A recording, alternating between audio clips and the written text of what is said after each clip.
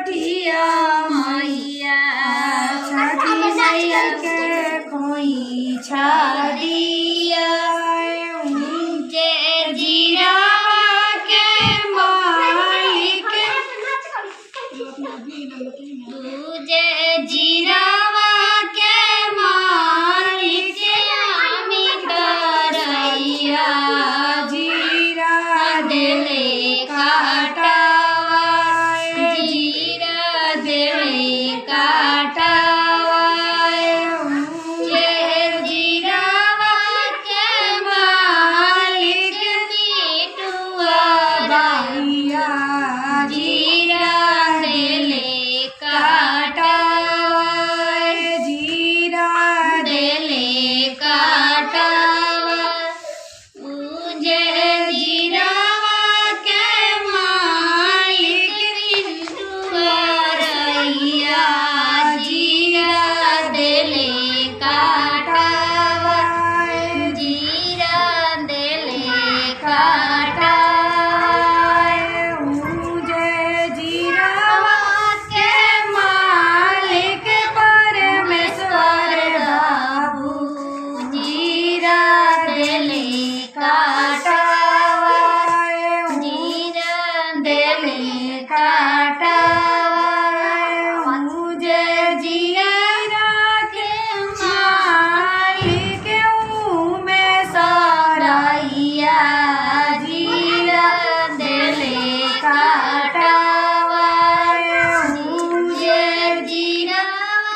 के मालिक मोनो जड़ैया जीरा देले काटावा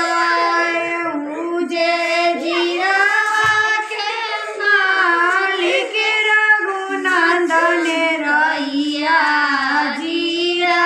देले काटावा मुझे जीरावा के मालिक अरविंद रहिया जीरा देले काटावा मुझे जीरा के मालिक सभिया रैया जीरा देले काटावा मुझे ताई जीरा छठी मैया होई छा देव छठी मैया होई ऐसा हाय छठी मैया होई ऐसा मुझे बुनाया दे तई सानी सा बेटी मुझे उनुकार बेटी निशा बेटी बेटी सासुराज बेटी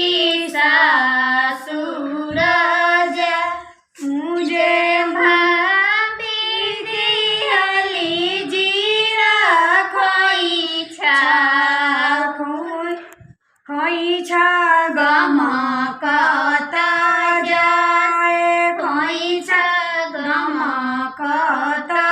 जाए मुझे अनुकार बेटी सुनीता बेटी बेटी सासुराज से मुझे उनुकार बेटी रिंकिया बेटी बेटी